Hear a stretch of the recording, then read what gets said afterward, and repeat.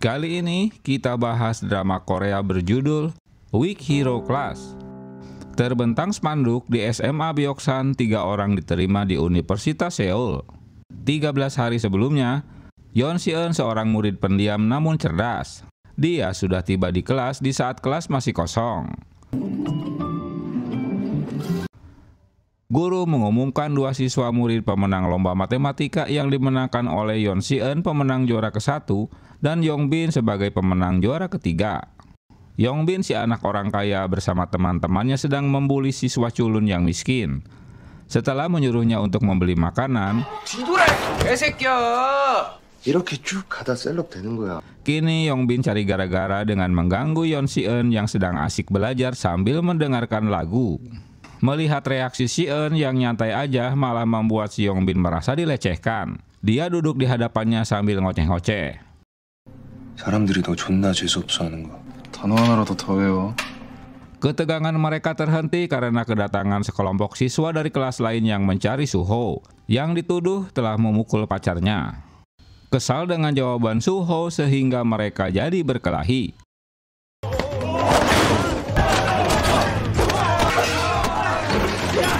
Walau dikeroyok, Suho dapat mengimbangi perkelahian, hingga mereka ketakutan.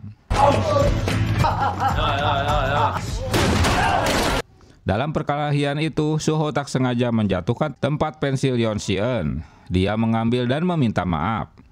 Tiba di rumah, ayah Yeon Si-eun akan bertugas selama 2 minggu. Dia baru menerima telepon dari gurunya jika anaknya memenangkan juara pertama matematika. 이마에서 사는 거 너 알지? 고마워, 아들. Mereka memutari lapangan untuk berlari. Hanya Si-eun yang tertinggal sendirian belum sampai finish. Hingga teman-teman Yongbin meledeknya. Suho melemparkan sepatu untuk membela Si-eun. Ulahnya ini hanya membuat geng Yongbin kesal namun tak berani melawannya. Guru dan teman-teman menunggunya karena Si-eun baru tiba di finish. Dia memiliki lemah fisik. 48초. 넌 체력 좀 키워라. 아니요, 괜찮습니다. Selesai berolahraga, Yeon Si-eun tanpa rasa takut menghampiri Yongbin karena telah meledeknya saat di lapangan. Aksi sok jagonya membuat Tae-hun marah.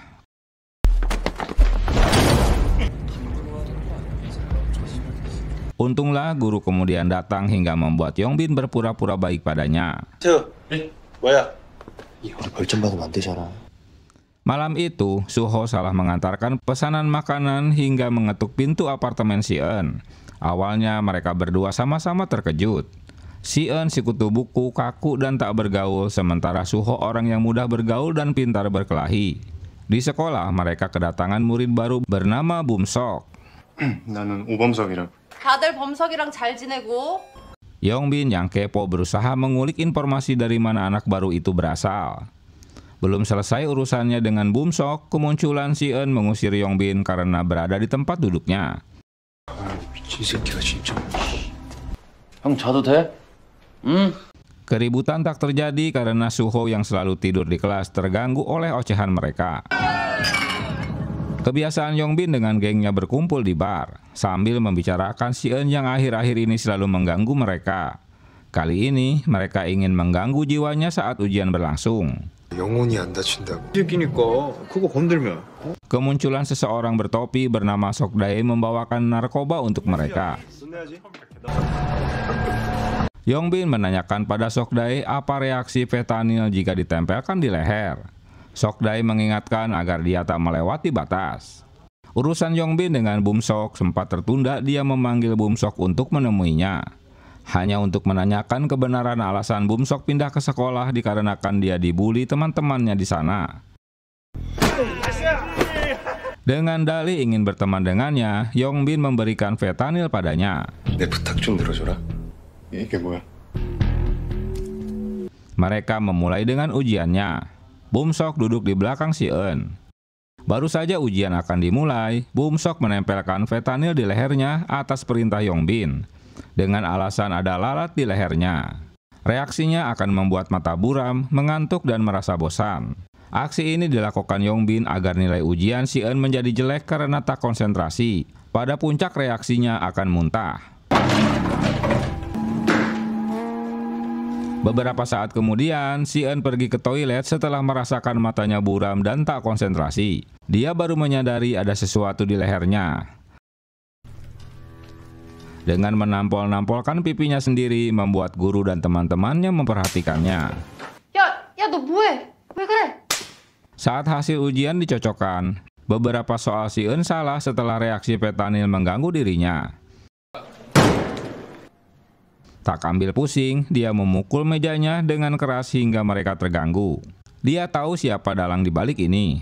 Dengan tak ada rasa takut, si Eun menghampiri Yongbin dan menampolnya hingga mukanya babak belur.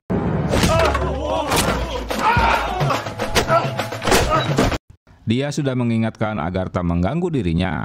Ulahnya ini dianggap keterlaluan oleh Suho. Dia berusaha menghentikannya. 적당히 하셔야지. Kedatangan guru di kelas barulah menghentikan amukan si Eun pada Suho. Dengan ditemani guru, si Eun mengantarkan Yongbin yang babak belur ke rumah sakit. Biasalah ibu Yongbin tentu membela anaknya. Dia ingin bertemu dengan ibu si Eun. Sayang, si Eun tak memiliki ibu. Setelah terpojokan, si Eun menumpahkan isi tasnya yang terdapat narkoba jenis fentanyl yang ditempelkan pada lehernya. Pihak sekolah terpaksa harus memindahkan Yongbin ke sekolah lain sebelum diketahui media. 영빈이는 전학수속을 밟아주셔야 할 것 같아요. Esok harinya, tantangan datang kembali dari geng Yongbin yang mengajaknya berkelahi. Si Eun tak mau menunggu pulang sekolah, dia langsung bergegas keluar kelas menantangnya. Wong bocah edan. 학습 능력이 떨어지는 거지. Teman-teman kelas ikut melihat aksi yang akan terjadi. Dalam toilet, si Eun telah siap menantang mereka. Apalagi dia sendiri menutup dan mengunci pintu toilet, membuat kedua temannya itu kalah mental. 보기를 준다. 보기를 준다. Si Eun mengeluarkan bolpen sebagai senjata andalannya, menambah ketakutan mereka. Si Eun yang tak memiliki teman tetap tinggal di kelas di saat jam istirahat. 야, 뭐야? 다 어디 갔어? Hanya Suho yang mau menegurnya. Di tempat lain, Sokdae menjenguk Yongbin di rumah sakit. Dia akan memberikan pelajaran pada si Eun asalkan Yongbin membayarnya. Si Eun baru pulang les saat berada di bis. Suho yang bekerja sebagai pengantar makanan menyalipnya dan mereka sempat mengobrol.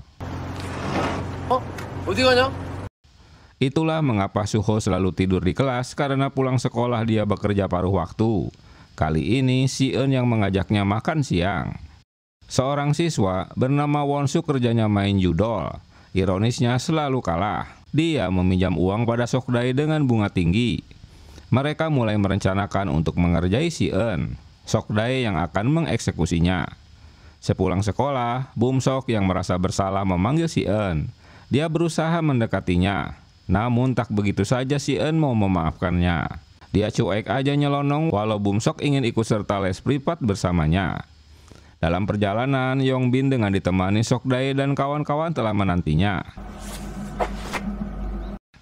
Si Eun tak mau berurusan lagi dengannya, namun Sokdae menghalangi kepergiannya. Dia tak ingin menantangnya, tapi ini persoalan bisnis, karena dia mendapat bayaran.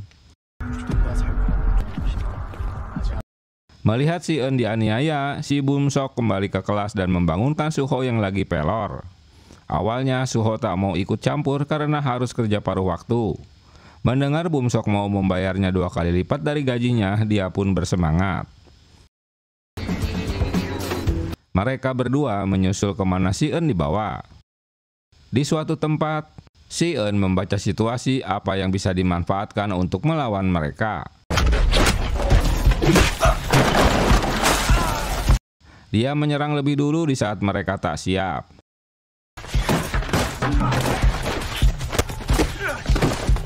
Dia berhasil mengimbangi lawan-lawannya. Saat akan pergi dari tempat tersebut, Sokdae kembali menyerangnya. Kesempatan itu dimanfaatkan Yongbin untuk menciderai tangannya. Sesaat kemudian, Suho muncul dan membelanya. Aksi pahlawannya ini membuat Sokdae tak terima. Dia langsung menyerangnya. Perkelahian Suho dan Sokdae sama-sama tangguh.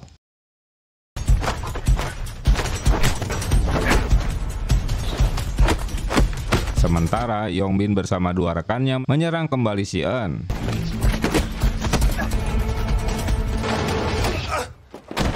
Di saat yang tepat, Bum-sok menolongnya sewaktu Yongbin akan memukulkan botol pada kepala si Eun. 형 가는데? Tak mau melanjutkan urusannya, Sok-dae dan kawan-kawan pergi dari tempat itu. Sejak saat itu mereka pun jadi berteman. Mereka mengajak ke resto ibunya. Di resto tak hanya makan, mereka juga membantu bersih-bersih. Kesempatan itu dimanfaatkan Bum-sok untuk meminta maaf karena pernah menyakitinya. Dia terpaksa karena diancam Yongbin. Lambat laun mereka pun menjadi akrab.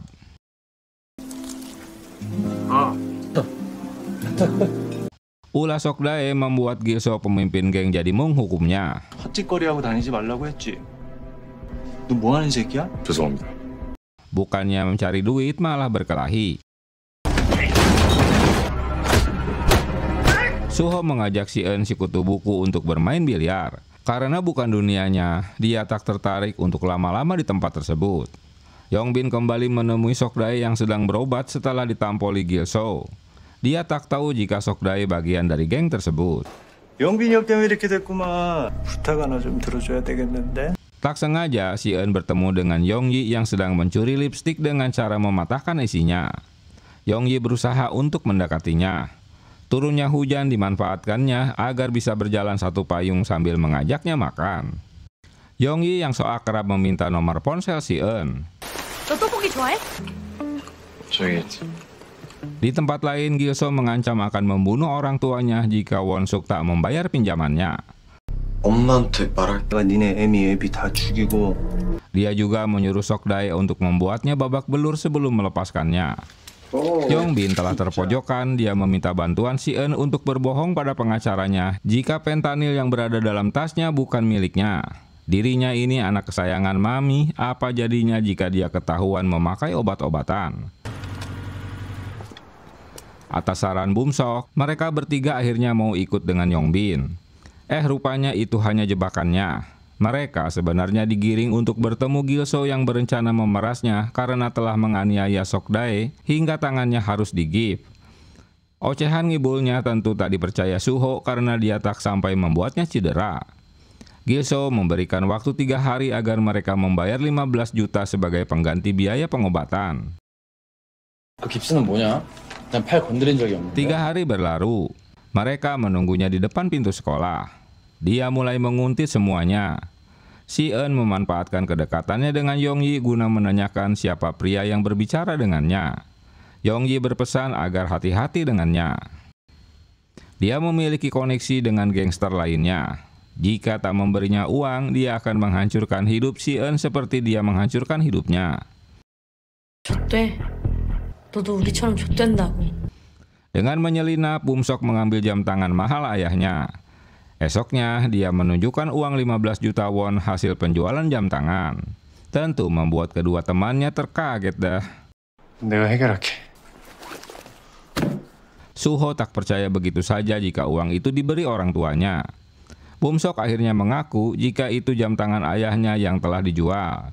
Suho meminta temannya untuk mengambil kembali jam tangan ayahnya dan mereka harus melaporkannya pada polisi. 아니 그때 경찰에 신고해도 소용없다고 했지. 내가 알아서 할 테니까. Yongyi menjelaskan bahwa bisnis Gil-so sebenarnya judol. Awalnya pendaftar akan diberi menang hingga jutaan won. Namun setelahnya dia tak akan pernah menang. Itu hanyalah penipuan berkedok judi. Hingga mereka kecanduan judi dan Gil-so akan memanfaatkannya dengan memberikan pinjaman uangnya. 하는 거야. 며칠 전에는 자기 엄마 차까지 가. Saat mereka tak mampu membayar, tentu jaminan itu akan diambilnya termasuk mobil orang tuanya. Hingga memanfaatkan mereka untuk menjadi pengedar. 근데 이런 건 다 어떻게 알았냐? Tentu di markasnya ada buku besar sebagai transaksi keuangannya. Mereka harus mendapatkan buku tersebut dan memberikannya pada polisi. Tanpa menceritakan jika si Eun berteman dengan Yongyi. Seperti dugaannya, pulang sekolah mereka sudah ditunggu oleh Gil-so dan kawan-kawan. Suho akan menjebak mereka dan akan memberitahukan alamatnya di mana mereka berdua harus menyusulnya. 형네 도박 사이트 그거 채팅 좀만 하면은 훨씬 세게 땡길 수 있을 거. 어떻게 알았어? Dengan speak-speak tentang judol membuat si Gilso terkejut. Bagaimana dia bisa tahu bisnisnya?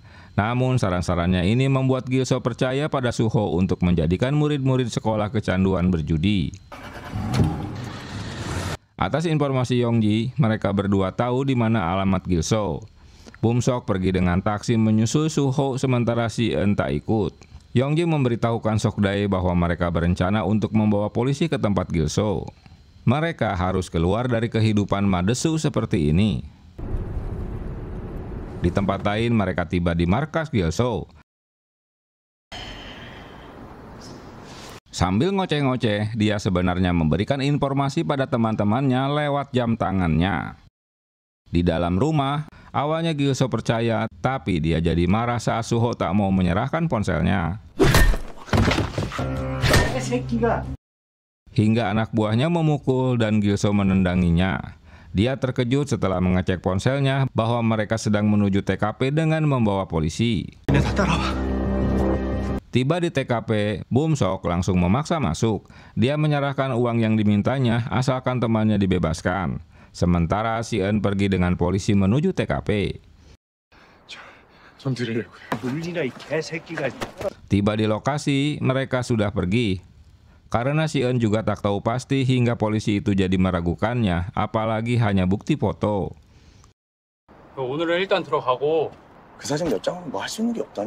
Dia meminta si En datang ke kantor polisi untuk membuat pernyataan resmi. Setelah polisi pergi, si En terus melanjutkan pencarian teman-temannya dengan menaiki tembok di sekitarnya, hingga dia dapat masuk ke rumah setelah membobol pintu. Dia mendapati darah di lantai yang masih basah. Dia mencari brankas yang ternyata isinya sudah kosong dibawa oleh Gilso untuk menghilangkan barang bukti. Bum-sok datang ke TKP di saat mereka akan pergi. Tentu Gilso sekalian membawanya ikut dengan mereka. Hanya Suho yang diikat tangannya. Mendengar sirene polisi, Gilso panik dan segera menyuruh mereka pergi.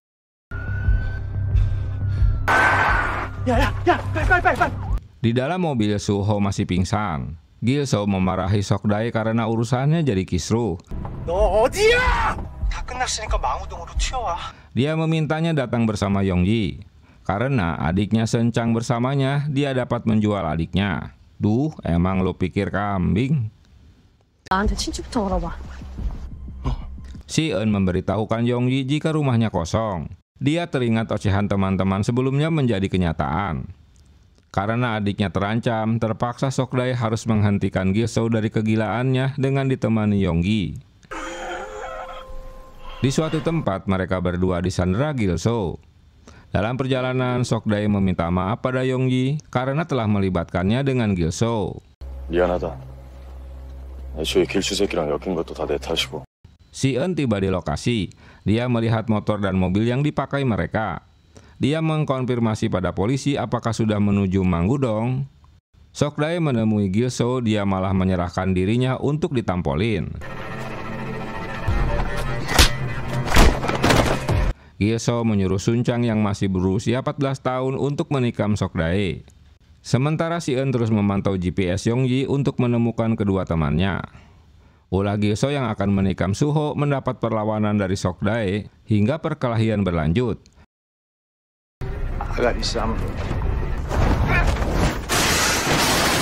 Sayangnya Sok-dae terluka karena goresan pisaunya.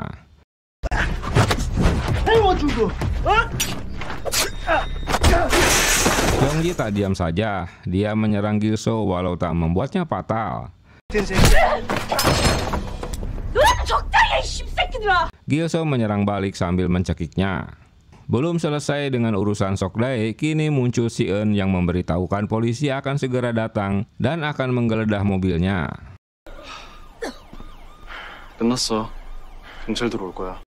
Berita ini membuat Gilso segera mengamankan asetnya. Dengan perginya Gilso, si En menolong kedua temannya yang masih terikat. Beberapa saat kemudian, Gilso kembali karena merasa tertipu oleh si En. Jika suara sirine itu ternyata bunyi dari ponselnya. Kasihan loh. Gilso marah dan menyuruh mereka untuk memukulinya.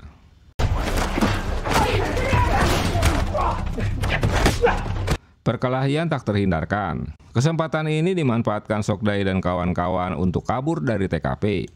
Sayangnya polisi sudah ada di TKP. Perkelahian masih berlanjut hingga muka Si Eun terkena goresan pisau. Tembakan polisi menghentikan perkelahian. Kedatangan polisi bukannya menangkap si Gil-soo, dia malah membiarkannya kabur. Ulahnya ini membuat Si Eun mengejarnya.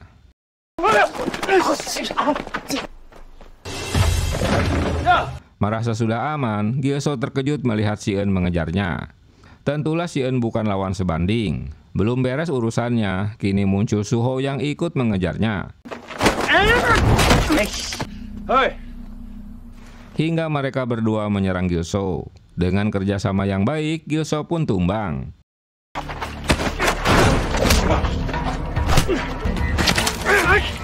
Merasa dirinya akan ditangkap polisi, dia menyuruh Yonggi agar segera pergi darinya.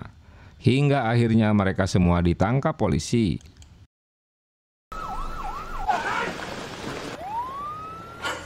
Sementara mereka bertiga ikut ke kantor polisi untuk dimintai keterangan. Setelah mendapat persetujuan pimpinan polisi, membebaskan keduanya dan mereka tak terlibat. Tak ada laporan baik ke sekolah ataupun ke orang tuanya. 그 사람이 협박하면서 착취한 거예요. Si Eun mengingatkan polisi jika Gil-soo yang bersalah, yang lainnya hanya dieksploitasi olehnya. Namun polisi memberitahukan ayah Bum-sok dengan kejadian ini. 비밀로 해주셨죠? 아니요. 제가 비밀로 해달라고 했잖아요. Pulang dari kantor polisi, Si Eun melihat Yonggi sudah menunggunya. Mereka terus ke rumah sakit untuk menjenguk Suho karena luka-lukanya. Si Eun memberitahukan jika ayah Bum-sok telah menutupi kasusnya dan mereka dianggap tak terlibat. Ternyata ayahnya datang ke rumah sakit dan menawari untuk membayar biaya rumah sakitnya, tapi dia menolak. Ayahnya seorang anggota majelis. 국회의원이래. 오진호. Si Eun pulang ke rumah dan Yonggi yang menemaninya di rumah sakit. 뭐야? 뭐야? Beberapa saat kemudian, Si Eun kembali ke rumah sakit dengan membawa makanan sesuai permintaan Suho.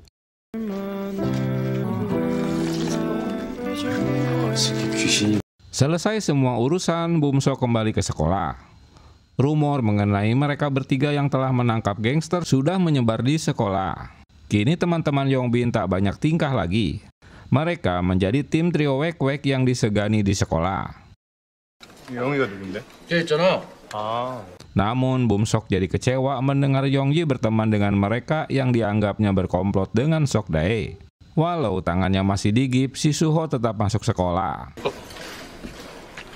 Mereka membicarakan Yonggi yang kini bekerja dengan Suho di resto neneknya. Untunglah uang yang dimilikinya dapat diambil kembali dari Gil-soo. Penasaran dengan Yonggi, Bum-sok melihat medsos dan memfollownya. Yonggi telah banyak memposting foto-fotonya bersama Suho. Yeon Si Eun menemui ibunya, rupanya dia wanita karir sukses yang sibuk dengan urusannya sendiri. Pertemuannya hanya basa-basi saja. Sesuai perkiraannya, jika Bum-sok dan Yonggi terlihat akrab. Yonggi bahkan merencanakan untuk mengadakan acara ultah Suho. 필요 없다고요, 이 아줌마야. 다 다음 주 토요일. Saat di kafe, Yonggi dan Suho meninggalkan Bum-sok di depan kasir. Boro-boro mau membayar, dia harus membawakan minumannya. 뭐야? 오늘 왜 이렇게 바쁘셨어? Mereka terkejut melihat Si Eun berpenampilan rapih tak seperti biasanya. Dia kecewa bagaimana mungkin mereka yang baru saja bertengkar dengan geng di mana Yonggi bergabung di dalamnya, Suho bisa akrab karaokean dengannya. Setelah kembali membeli minuman, Bum-sok tak menyangka akan bertemu kawan-kawan sekolah lamanya hingga dia bersembunyi dan tak mau menemuinya.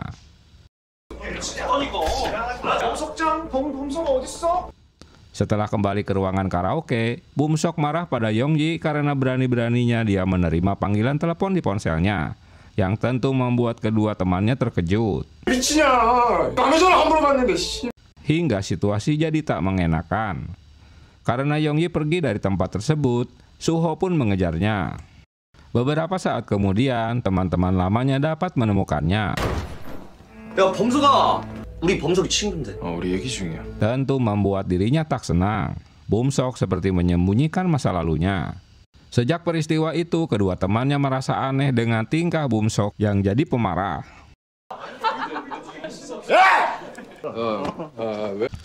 Si Eun heran mengapa teleponnya tak dijawab Bun Sok. Selesai jogging, Suho mengajari si Eun cara bertinju. Dia harus memperhatikan pergerakan bahunya, bukan matanya. Karena khawatir, mereka berdua mendatangi rumah Bum Sok. Dia menceritakan bahwa Bum Sok hanya anak adopsi saat ayahnya terjun ke politik. Mereka menanyakan mengapa Bum Sok tak masuk sekolah. Apa dikarenakan teman-teman yang menemuinya di karaoke? Ucapan ini mengingatkan masa lalu di mana Bum Sok selalu dibully oleh mereka. 그때 노래방에서 마주치고부터 계속. Dengan ditemani Suho, Bum Sok bertemu kembali dengan teman-temannya. Mereka masih menganggap Bum Sok teman yang culun dan katrok, jadi berbicara seenaknya. Ulah ini membuat Suho marah dan menyuruhnya meminta maaf padanya. Permintaan maafnya tak diterima kecuali dia memukulnya. 야, 사과하라고. Tak basa-basi, si Bum Sok pun menampolnya. Namun mendapat balasan dari temannya hingga kacamatanya terjun dari komuknya.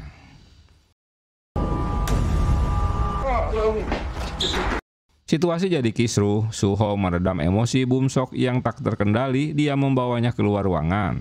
Si Eun meminta teman-temannya agar tak menghubungi Bum Sok lagi. 범석이한테 연락하지 마. Merasa dicegah, kini Bum Sok malah jadi marah pada Suho. 미안해. 그만해야 되냐? 내가 뭐 씨발 따까리야? 내가 지한테 뭐 잘못했어?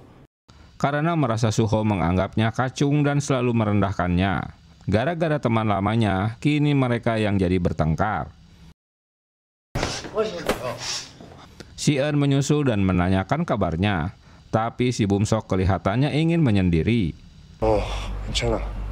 Di tempat lain, teman-teman lamanya terus menghubunginya. Dia malah bertemu geng Yongbin yang sedang nongkrong di jalan, berbarengan dengan teman-teman sekolah lamanya yang menemukannya.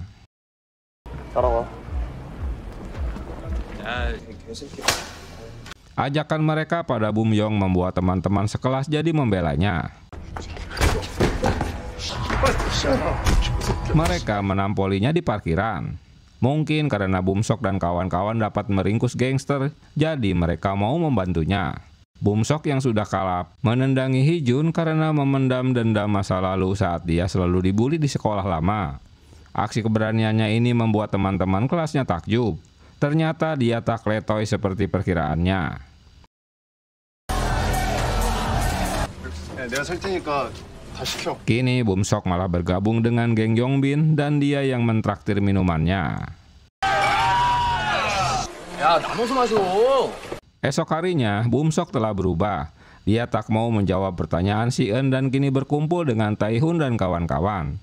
Perubahan sikapnya ini ditanyakan langsung oleh si Eun yang dekat dengan Tae-hun. 담배나 피러 가자. Padahal selama ini mereka juga bersama Yongbin yang selalu berulah. Bum Sok tak ingin berteman lagi dengan Suho karena selalu menganggapnya kacung.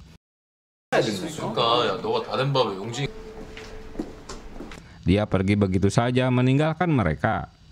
Bum Sok kembali menemui teman-temannya di bar. Kali ini muka Yongbin sudah sembuh. Dia senang Bum Sok bergabung dengan timnya. Yongbin mengenalkan pada 3 wanita dan Woyong yang sedang bersama mereka. Jika Bum Sok anak dari anggota dewan. Wah, tajir nih. Sambil tos, Yongbin memberitahukan jika dia akan pindah sekolah.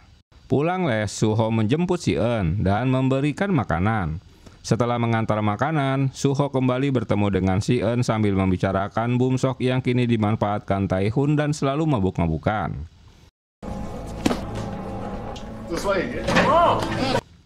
Dengan pindahnya Yongbin dari sekolah, Bum Sok mengisi tempat duduknya dan dia tak mau lagi dekat dengan si Eun. Di luar kelas, si Eun menegur Tae-hun dan kawan-kawan jika mereka telah memanfaatkan Bum Sok. Dia meminta mereka untuk menghentikannya. Suho mengingatkan si Eun agar jangan memperdulikan lagi Bum Sok. Menurutnya, Bum Sok melakukan itu karena kesepian. Saat ngantri di kantin, Tae-hun dan kawan-kawan langsung saja nyelonong menyalipnya. Dia tak mau mengantri. Ulahnya ini membuat Suho menegur dan menampolnya. 야, 줄 안 서? Hanya Bum Sok yang tak mau mendengarnya. Suho sudah bicara baik-baik, namun Bum-sok memang lagi cari gara-gara dah. Si-eun berusaha agar keributan tak terjadi. Mereka meninggalkan kantin sambil ngoceh-ngoceh. Kini Bum-sok menanyakan pada teman-temannya siapa yang bisa membunuh Suho. Dia sudah di luar batas tuh. Atas saran Jung-chan, jika Woyong yang dapat melakukannya. 방송은 편집 없이 생방으로 간다. Singkat cerita, Bum-sok menemui Woyong yang juga teman dekat Yongbin. Bum-sok bersedia membayar 1 juta dan dilakukan hari Sabtu ini bertepatan dengan ultah Suho. Suho meninggalkan motornya untuk mengantarkan makanan. Kesempatan itu dimanfaatkan mereka untuk memutus tali rem motornya. Dia yang tak menyadari melaju kencang dengan motornya. Dalam perjalanan dia mulai panik karena remnya tak berfungsi. Hingga akhirnya dia terjatuh di perempatan jalan. Kecelakaan itu membuat para begundal itu kabur. Hanya Bum-sok yang merasa senang. Ternyata Suho masih bisa bangkit. Lukanya tak begitu serius. Esok harinya di kelas Sunho datang terlambat dengan jalannya pincang. Si-eun mencurigai Suho ada sesuatu yang tak beres. Suho melihat pandangan mata Bum-sok seperti menyimpan sesuatu. Dia tak memberitahukan kejadian semalam pada Si-eun. Di rumahnya mereka menyiapkan ultah Suho. 아씨, 안 쏘. 사고만 안 났어도 양양 가는 건데. Di tempat lain, Woyong terus berlatih di sasana tinju. Sementara Bum-sok tak dapat menghubungi Suho, mungkin dia sudah memblokirnya. 아니, 30 menit lagi Suho akan tiba di rumah. Si-eun sedang membuat sup rumput untuk makan mereka. 오늘 5분 사이가 쌩까 타고 하지 않았어? Tak dapat menghubungi Suho, kini Bum-sok berusaha mengajak bertemu Yongji tanpa memberitahukannya pada Si-eun. Dia berpura-pura pergi ke toko untuk membeli sesuatu. 오랜만이다. 그땐 미안했어. Awalnya Yongji tak curiga bertemu dengan Bum-sok. Tapi setelah melihat Yongbin dan kawan-kawan yang juga berada di tempat itu, dia merasa ada yang tak beres. Di tempat lain, Suho telah di rumah. Dia merasa kelaparan karena Yongji belum kembali juga. Si-eun tak bisa menghubungi Yongji karena ponselnya mati.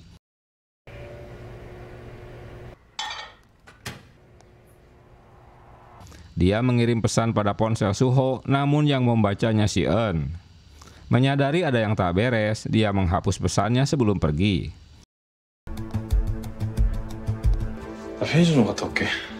Lagi-lagi Si-eun juga tak memberitahukan Suho apa yang terjadi. Di tempat lain, Yongji dibawa ke suatu tempat. Dengan mengendap-endap, Si-eun membaca situasinya.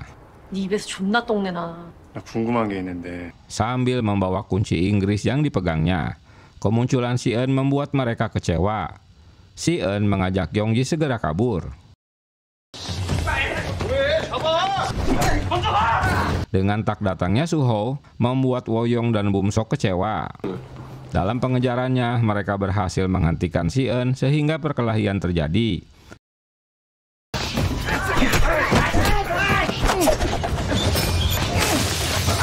Sambil berlari, Yongji menghubungi polisi untuk meminta bantuan.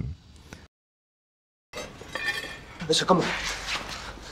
Aksi Si-eun dapat membuat Yongbin dan kawan-kawan kalah. Tapi kemunculan Woyong membuat mereka aman dari serangan Si-eun. Tak butuh waktu lama, Si-eun pun tak berdaya. Ulah Yongbin yang akan menyiksanya ditegur oleh Bum-sok karena Si-eun tak ada urusan dengannya. Tapi sebaliknya, Si-eun ada banyak urusan dengan Yongbin. 씨발 그만하라고 하잖아 내가. 너 도와주러 온 거야 이 개새끼야. Dia tak menyangka jika Yongbin tak mau mendengarkan perintahnya. Dia tetap memukulinya. Bum-sok kecewa, dia meninggalkan mereka. Woyong akhirnya tak jadi bertarung dengan Suho, namun dia tetap meminta bayarannya. 안수호 방송 날짜 다시 잡자. 그리고 오늘 거니 금하고. Mereka bubar setelah mengetahui polisi datang. Dia meninggalkan Si-eun tergeletak tak berdaya.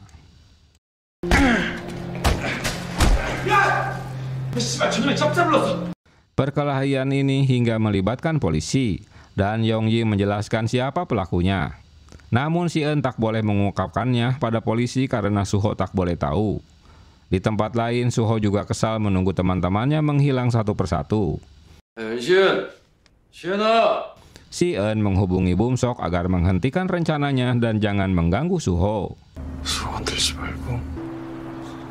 Di masa lalu, orang tua Si-eun selalu bertengkar hanya gara-gara dirinya yang sakit-sakitan.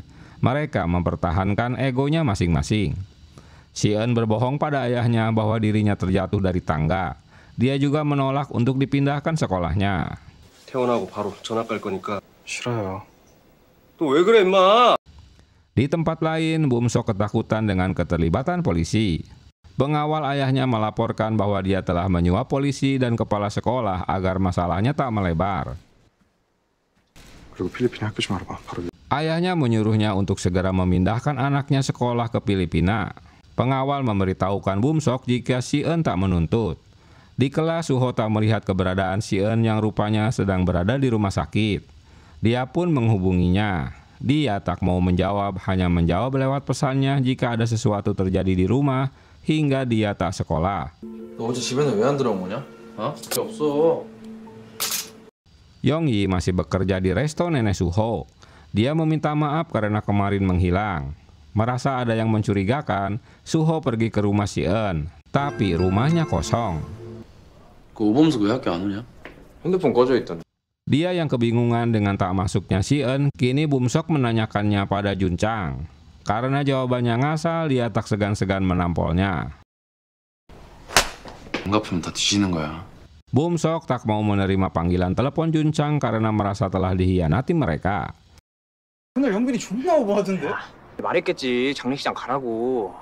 Ocehan mereka didengar Suho yang memang menguntitnya. Kesal dengan ulah mereka, kini Suho menampolinya. Hingga akhirnya Junchan mengaku jika semua itu ulah Bum-sok yang menyuruh orang untuk memukuli Suho. Dia menyuruh Yongyi menemuinya, dan setelah itu malah Si-eun yang muncul. Setelah menemui Yongyi, Si-eun memintanya agar merahasiakan darinya. 무조건 비밀로 하라 그랬어. 누구세요? Hari ini Si-eun pun pulang dari rumah sakit. Tiba di rumah, Si-eun berusaha menutupi tangannya yang masih digip. Dia tak ingin diketahui Suho. 무슨 일이야? 그냥 뭐 괜찮냐? Kedatangan ayah Bum-sok yang marah langsung menampoli anaknya. Dia kesal karena anaknya selalu berulah.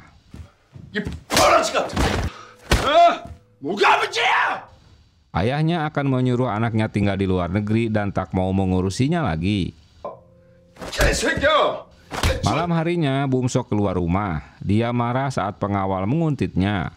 Hanya memfoto kepergian Bum-sok dengan taksinya.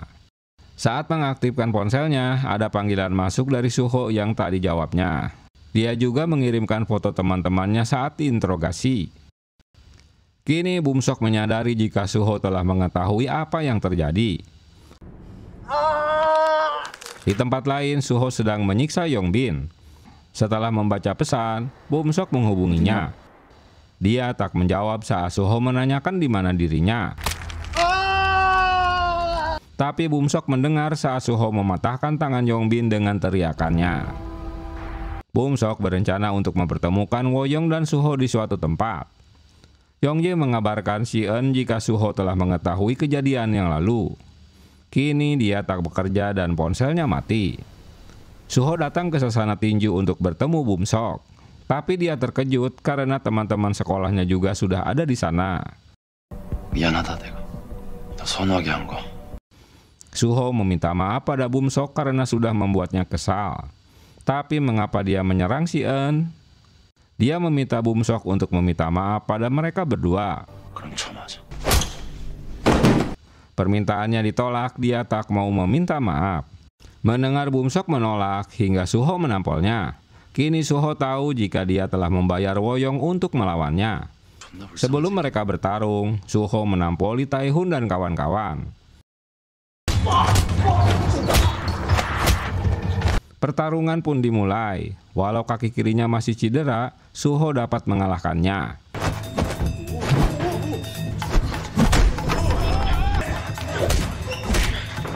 Ulah Tae-hun yang memegang kaki Suho membuat Suho terjatuh, dan saat itulah Woyong memanfaatkan pukulannya hingga Suho tak berdaya.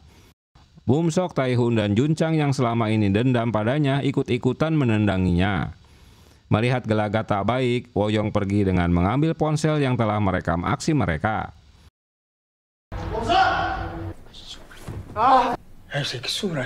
Hingga kedatangan pengawal dan sekretaris ayahnya menghentikannya. Mereka panik mengetahui Suho tak bernapas. Sekretaris akan menuduh Tae-hun dan Jung-chan sebagai pelakunya karena dua orang ini yang terakhir menampolinya. Bum-sok panik jika Suho benar-benar tak bernapas lagi. Dia berusaha membangunkannya. Sekretaris menyuruh pengawal untuk segera membawa pergi Bum-sok. Di tempat lain, Si-eun dan Yong-yi datang ke tempat yang salah.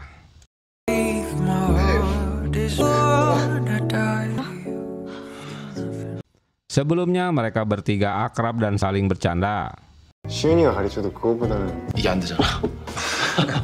Di sasana tinju, sekretaris meminta Tae-hun dan Jun-chang mengikuti arahannya untuk berbohong bahwa Suho tewas saat berlatih dan tiba-tiba dia terjatuh saat beristirahat.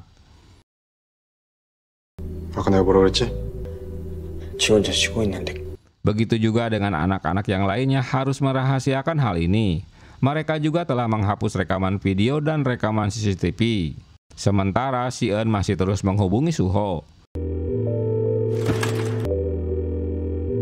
Suho dibawa dengan ambulan, dan Tae-hun mulai mengikuti kebohongannya. Sekretaris mengirimkan pesan pada Si-eun bahwa Suho sedang berolahraga. Di rumah, ayahnya benar-benar ngamuk pada anaknya.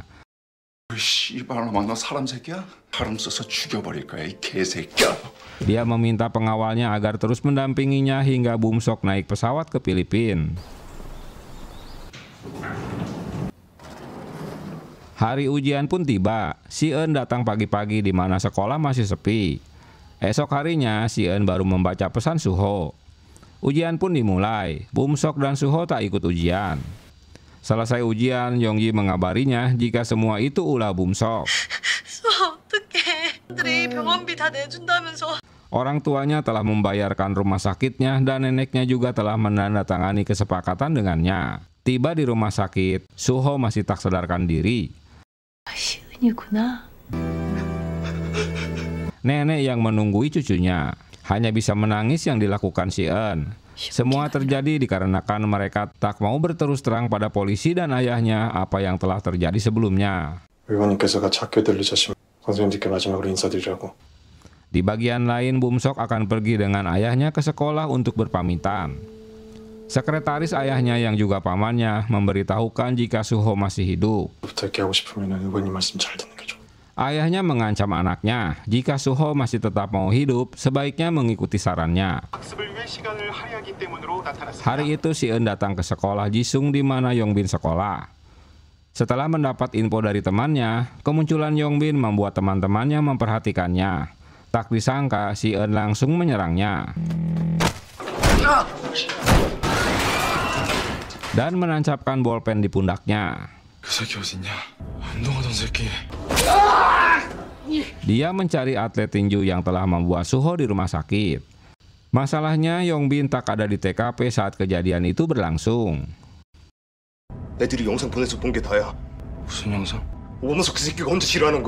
Namun Si-eun tak peduli pada ocehannya bahwa itu semua ulah Bum-sok. Dia menampolnya lagi dan mengambil ponselnya.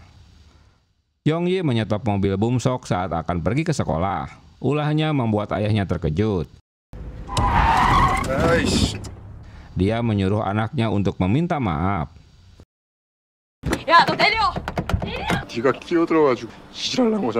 Bum-sok menjelaskan bahwa semua ini terjadi setelah Yong-yi berada di dekat mereka. Sebelumnya mereka baik-baik saja. Dengan membawa kayu, Si-eun pergi ke ruang olahraga. Di awal serangannya, dia tak berhasil melukai Woyong.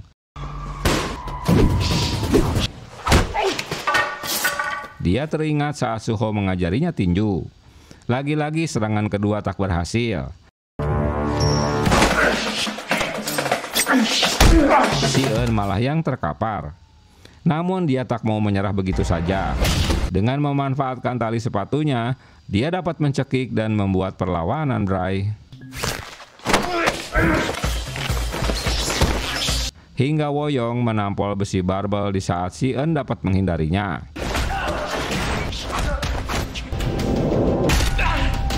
Kesempatan itu dimanfaatkannya untuk memukul kakinya dengan barbel hingga Woyong kesakitan. Kini kaki satunya pun ditampol dengan besi barbel.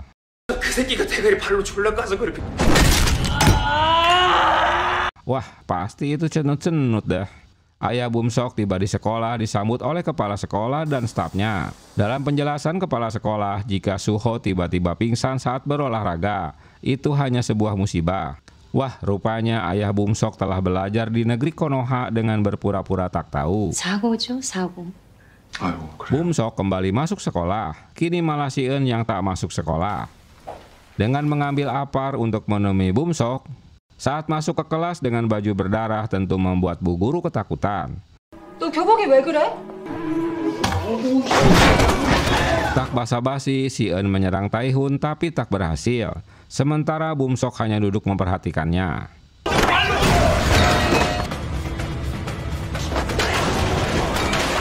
Hingga akhirnya dia dapat membuat keduanya terkapar.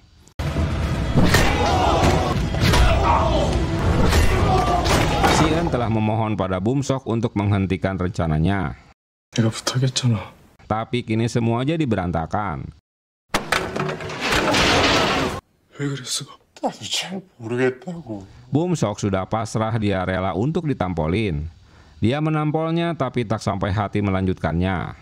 Kedatangan ayah Bum-sok dan kepala sekolah ke kelas terkejut melihat siswa berkumpul di luar, bahkan melihat Si-eun yang berjalan keluar sekolah. Dia melampiaskan kekesalannya dengan menampol kaca jendela karena dihentikan gurunya.